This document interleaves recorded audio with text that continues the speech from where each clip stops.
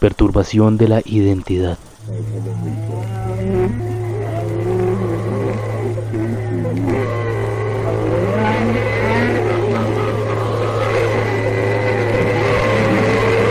Desórdenes neurológicos.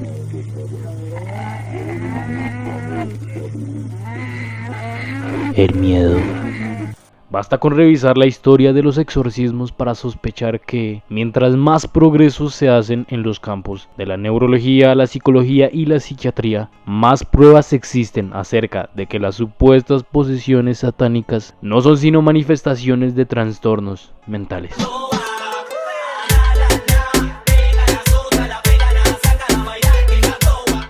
En este primer video sobre los exorcismos y posesiones solo profundizaremos un poco en el ámbito científico. En otros vamos a ahondar en las explicaciones teológicas, ocultistas y pues mágicas. El miedo. En febrero de 2007, un artículo de la revista Nature Communication analizó la regulación del miedo de los humanos. Estudiaron la actividad de las neuronas presentes en regiones del cerebro como la amígdala y el hipocampo, insertando electrodos directamente en estas áreas. Los investigadores observaron que las neuronas de la amígdala incrementaban su actividad milisegundos antes que el hipocampo, cuando las personas miraban una escena de películas de terror. Dicho de otro modo, la amígdala procesa el miedo y el hipocampo guarda ese recuerdo. Esto es importante saberlo para entender cómo el miedo se desarrolla en el cerebro humano y puede incidir en dejar recuerdos en nuestra mente. Un gran ejemplo sería cómo un ritual de exorcismos puede afectar a una persona con trastornos mentales. ¿Alguno de ustedes, parceros, vio El Exorcista? Por si no, es una película del año 1973 que cuenta la historia de una niña de 12 años que sufre de una posesión demoníaca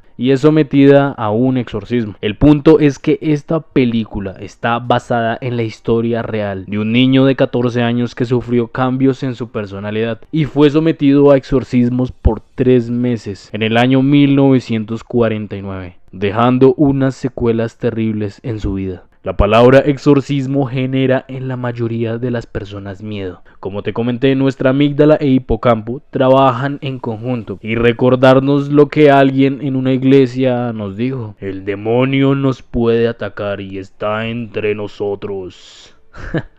Y es que aún en la actualidad muchas personas manifiestan que el demonio es el culpable de las tentaciones y los pecados que comete la gente, como también de los males, las enfermedades y las desgracias, que consciente o inconscientemente siembran el miedo y el terror en la población. ¡Sal de mi quilla ahí, demonio! ¡Sal de aquí! ¡Sal de mi quilla! ¡Salte conmigo! ¡Oye! Yo no tengo el demonio, lo tiene ella. Los que creen estar poseídos. Ahora bien, parceros, pongámonos en el contexto de una posesión demoníaca. ¿Listos? Pensemos en la clásica escena de exorcismos. Entonces, por lo general, los llamados poseídos presentan ciertos síntomas o pasos.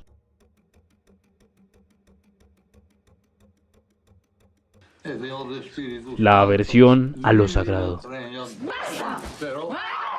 La segunda personalidad que emerge. Esto se puede explicar porque el colapso cerebral es una respuesta a la gran carga de procesos nerviosos que están sucediendo en ese instante. Se deriva en ataques de furia y hablar en otras lenguas que son desconocidas para el sujeto. De hecho, el hablar lenguas extranjeras posee una explicación neurológica desde el síndrome del idioma extranjero. Este se presenta como una condición adquirida por lesiones secundarias a un evento vascular cerebral, trauma, esclerosis múltiple en el hemisferio dominante para el habla. Lo curioso es que se pueden presentar episodios de manera espontánea, un desencadenante.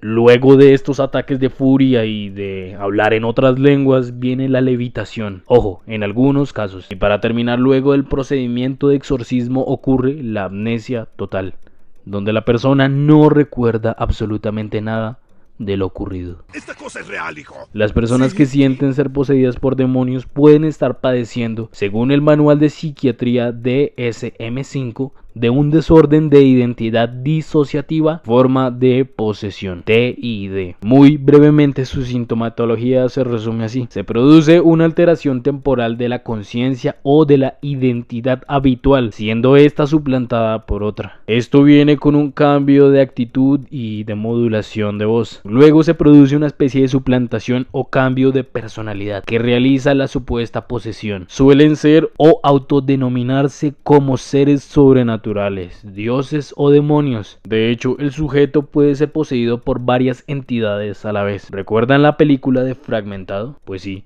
algo muy similar. Los estados de posesión son seguidos de la amnesia. Otros estados de trance tienen un carácter agudo y cursan con parálisis, aumento de fuerza muscular o del umbral del dolor.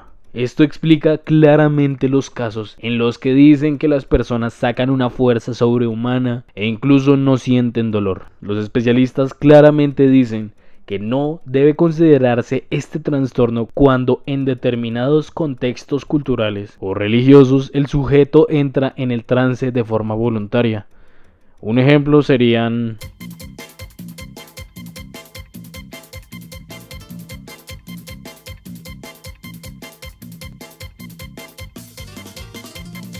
la causa del TID usualmente se asocia con traumas sufridos durante la niñez. Además, no solo las personas con TID han sido catalogadas como poseídas, inclusive personas que padecen epilepsia, esquizofrenia o el síndrome de Tourette durante siglos han sido señalados y han sufrido el estigma de ser personas poseídas por el demonio. Tristemente, algunas de ellos siendo víctimas de personas que creen estar haciendo el bien, salvándolas, pero por la ignorancia, las ideologías, los fanatismos y los sesgos cognitivos no comprenden que su trasfondo es meramente psicológico y cognitivo, dándoles probablemente una cura momentánea con los exorcismos, los cuales les dan un efecto placebo, pero realmente prolongan sus padecimientos que pueden desencadenar en cualquier momento daños irreversibles en sus vidas, como lo que ocurrió en el año 2017. Según la BBC Mundo, en Nicaragua, una iglesia pentecostal realizó un exorcismo a una mujer que tuvo una supuesta revelación divina. Esta mujer fue acusada de estar poseída. Seguido a esto fue amarrada, torturada y no alimentada por días, hasta que finalmente fue quemada viva en la hoguera. Todo esto por acabar con el demonio y en nombre de Dios. Y parceros, debemos aclarar que cada caso en sí es único. Debe ser analizado tomando en cuenta el contexto de la persona y los factores biológicos y psíquicos de esta. En otras palabras, los factores exógenos y los factores endógenos de cada uno de los individuos. Y empezamos esta saga de videos, donde desentrañaremos este concepto de las posesiones y exorcismos, que en efecto puede que las explicaciones estén en nuestro cerebro y no en deidades y demonios. El poder de Cristo te obliga. El poder de Cristo te obliga. ¿Es agua bendita? No, es una nueva colonia de Chloe y Lamar. Es unisex. ¿Puedo oler a la mar? Sí. ¡Sujétala! ¿Y tú conocías el TID? ¿Conocías la influencia que tiene el miedo en nosotros? ¿Crees realmente que existen las posesiones demoníacas? Y eso es todo en esta ocasión. F de Paranormal se despide, no sin antes desearte una feliz noche o un feliz día. ¡Chao pues, parceros!